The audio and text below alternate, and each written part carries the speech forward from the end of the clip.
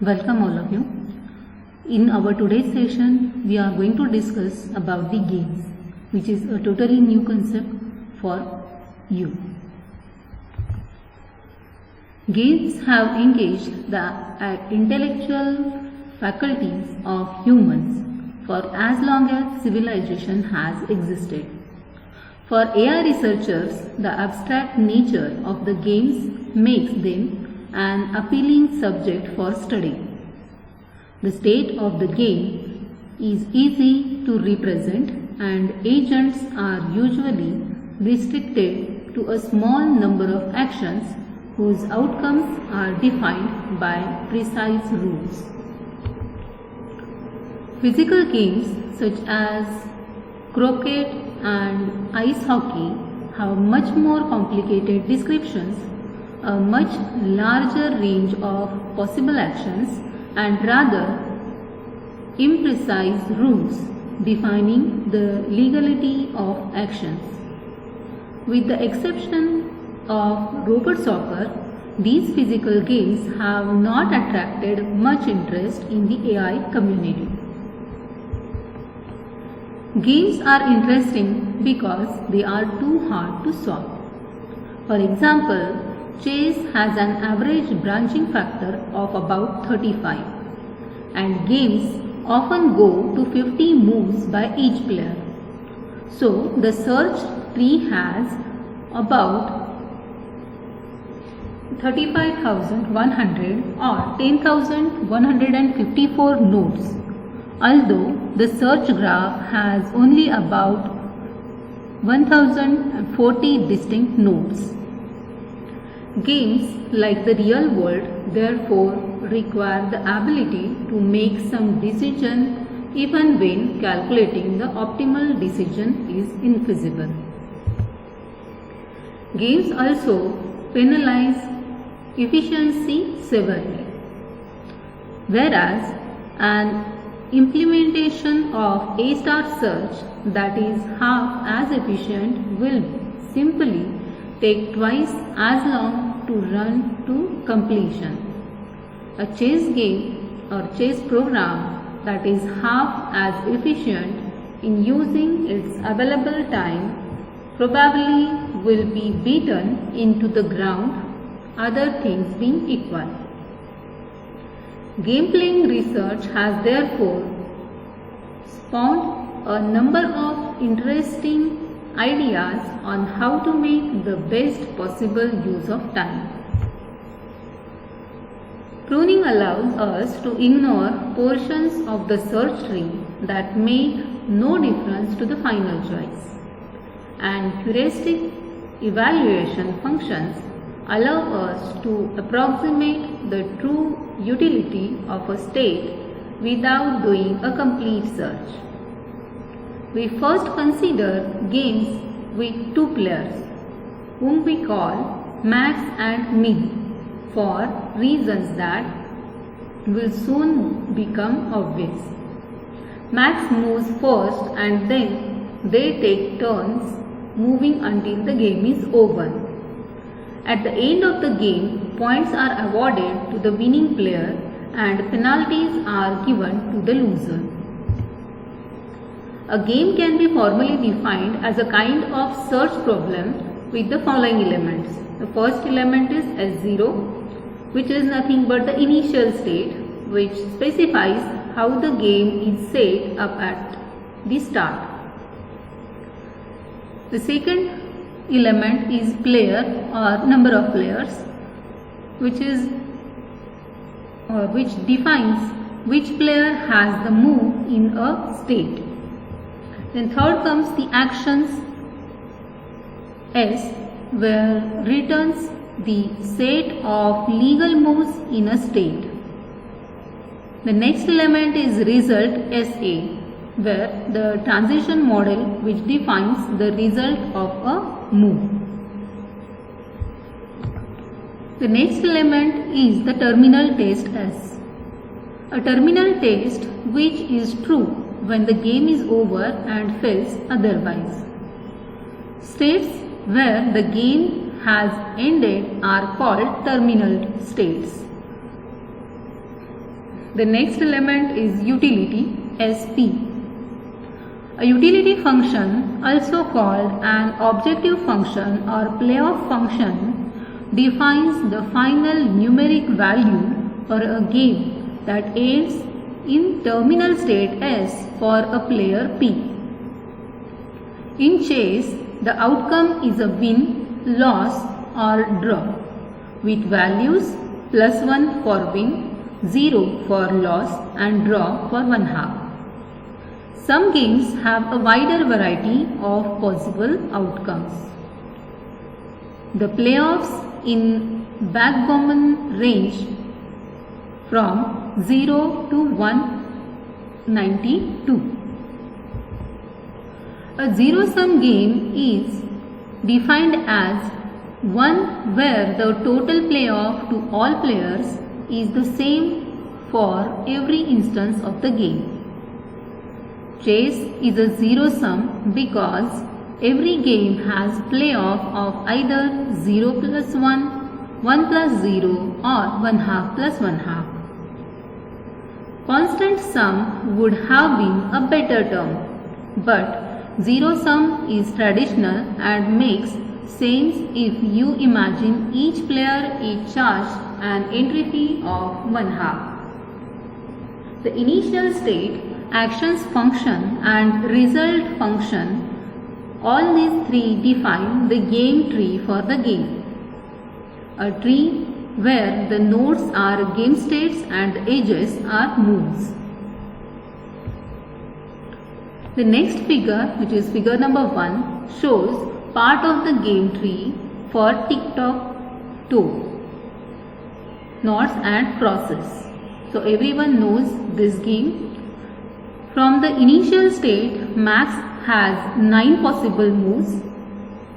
Play alternates between max placing an X and means placing an 0 until we reach leaf nodes corresponding to terminal states such that one player has 3 in a row or all the squares are filled. The number on each leaf node indicates the utility value of the terminal state from the point of view of max. High values are assumed to be good for max and bad for minimum, which is how the players get their names. So figure here shows a partial game tree for the game of tic-tac-toe. The top node is the initial state. So this one is the initial state and the max moves first here. Okay, so here we are placing X in the empty square, which is denoted as max. We show part of the tree giving alternating moves by min, is 0, and max by cross until we eventually reach the terminal state, which can be assigned utilities according to the rules of the game. So this is the terminal state where the utilities are assigned. Okay, so here we are going to place the max in the positions. Required 9 positions are shown here. Okay, and accordingly again the zeros are placed. So for tic-tac-toe, the game tree is relatively small, fewer than 9 factorial, which is nearly about 3,62,880 terminal nodes.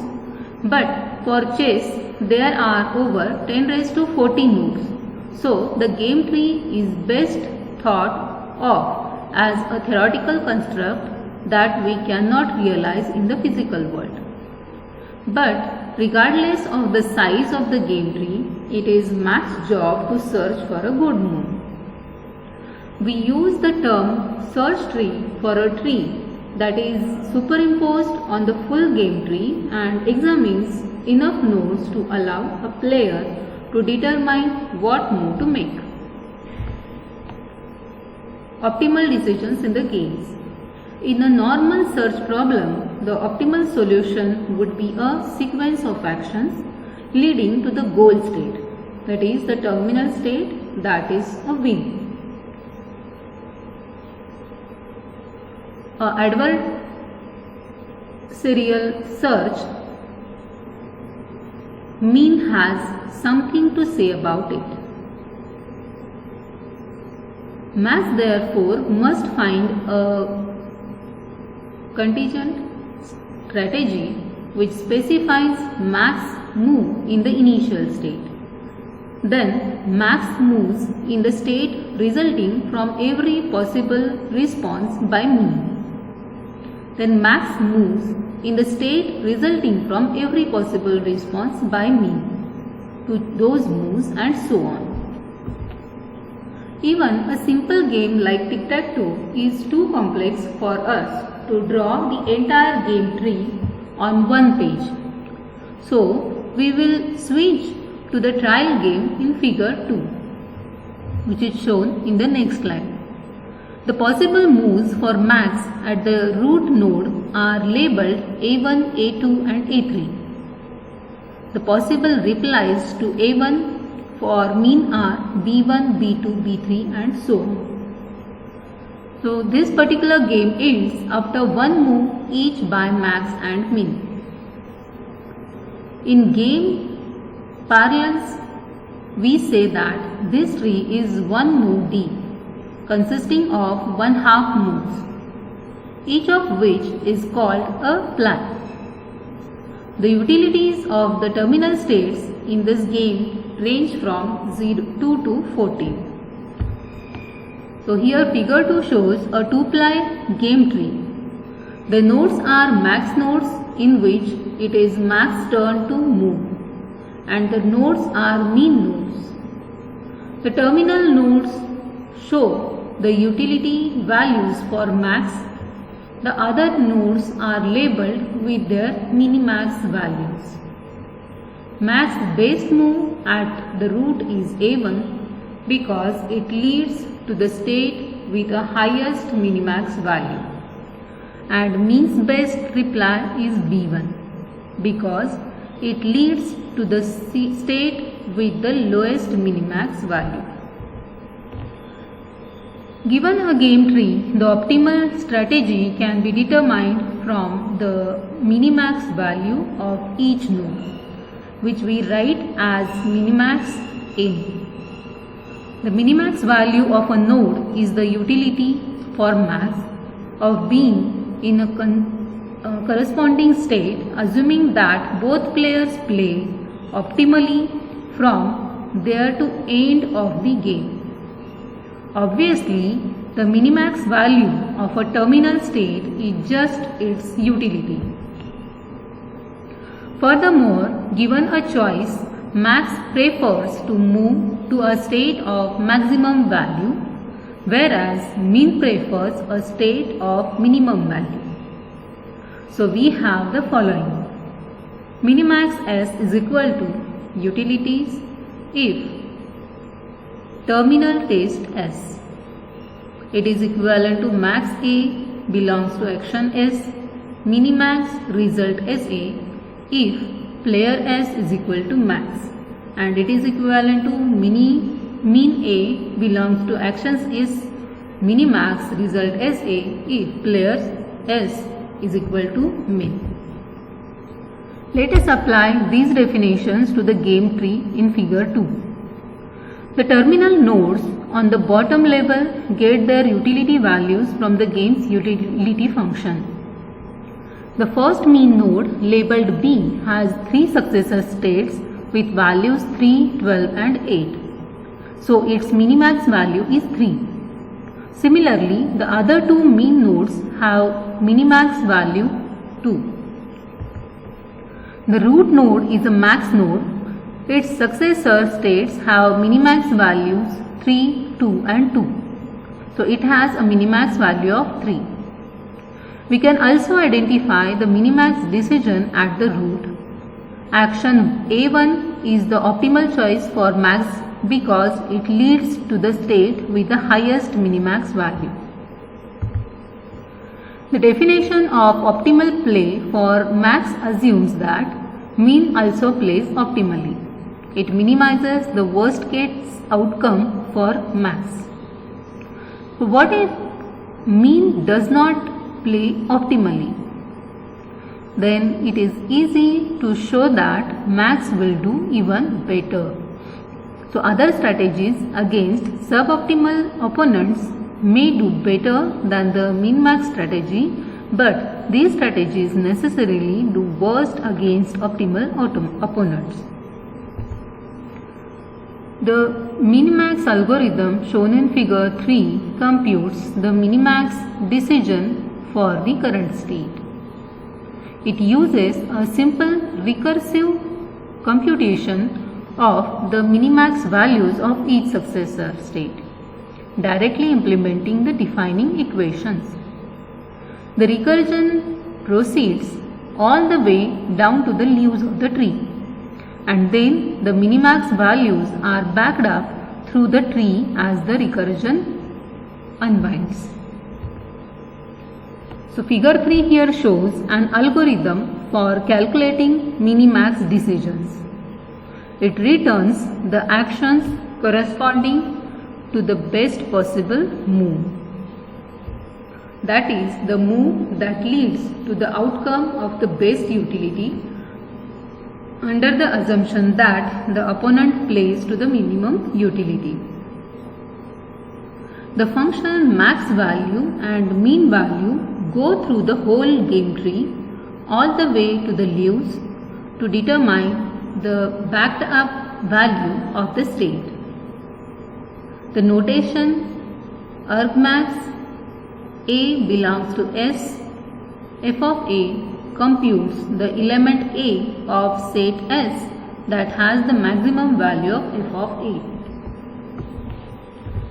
For example, in figure 2, the algorithm first recurses down to the 3 bottom left nodes and uses the utility function on them to discover that their values are 3, 12 and 8 respectively. Then it takes a minimum of these values, 3, and returns it as a back value of node B. A similar process gives a backup value of 2 for C and 2 for D. Finally, we take the maximum of 3, 2 and 2 to get the backed up value of 3 for the root node. The minimax algorithm performs a complete depth first exploration of the game tree. If the maximum depth of the tree is M and there are B legal moves at each point, then the time complexity of the minimax algorithm is O of Bm. The space complexity is O of Bm for an algorithm that generates all actions at once, or Om for an algorithm that generates actions one at a time. For real games, of course, the time cost is totally impractical. But this algorithm serves as the basis for the mathematical analysis of games and for more practical algorithms. Optimal decisions in multiplayer games. Many popular games allow more than 2 players. So let us examine how to extend the minimax idea to multiplayer games. This is a straightforward from the technical viewpoint but raises some interesting new conceptual issues. First, we need to replace the single value for each node with a vector of values. For example, in a 3-player game with players A, B and C, the vector VA, VB and VC is associated with each node. For terminal states, this vector gives the utility of state from each player's viewpoint. In 2-player zero-sum games, the 2-element vector can be reduced to a single value because the values are always opposite. The simplest way to implement this is to have the utility function return a vector of utility. Now we have to consider non-terminal states. Consider the node marked X in the game tree shown in figure 4. In that state, player C chooses that to do. The two choices lead to terminal states with utility vectors VA is equal to 1, VB is equal to 2 and VC is equal to 6. Also, VA is equal to 4, VB is equal to 2 and VC is equal to 3. Since 6 is bigger than 3, C should choose the first move. So here is the figure 4 which shows the first 3 players of a game tree with 3 players A, B and C. Each node is labeled with values from the viewpoint of each player. The best move is marked at the root. This means that if state X is reached, the subsequent player will lead to a terminal state with utilities VA is equal to 1, VB is equal to 2 and VC is equal to 6. Hence, the backed up value of X is this vector. The backed up value of a node n is always the utility vector of the successor state with the highest value of the player choosing at n. So anyone who plays multiplayer games such as diplomacy quickly becomes aware that much more is going on than in two-player games. Multiplayer games usually involve alliances, whether formal or informal, among the players. Alliances are made and broken as the game proceeds. How are we to understand such behavior? Are alliances a natural consequence of optimal strategies for each player in a multiplayer game? It turns out that they can be. Suppose A and B are in weak positions and C is in a stronger position. Then it is often optimal for both A and B to attack C rather than each other. Let's C destroy each of them individually. In this way, collaboration emerges from purely selfish behavior.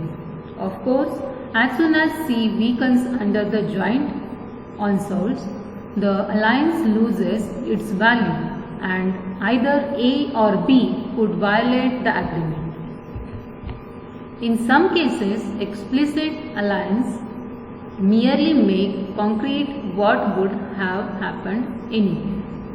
In other cases, a social stigma attacks to breaking an alliance, so players must balance the immediate advantage of breaking an alliance against the long-term disadvantage of being perceived as untrustworthy. If the game is not zero-sum, then the collaboration can also occur with just two players.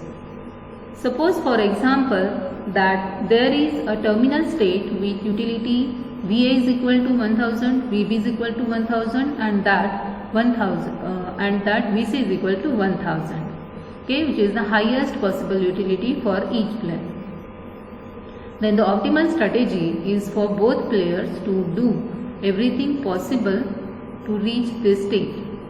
That is, the players will automatically cooperate to achieve a mutually desirable goal. Okay, so this is all about the games. Okay, so in next session we will see more about the games. I hope this session will be helpful for you for your further studies. Thank you.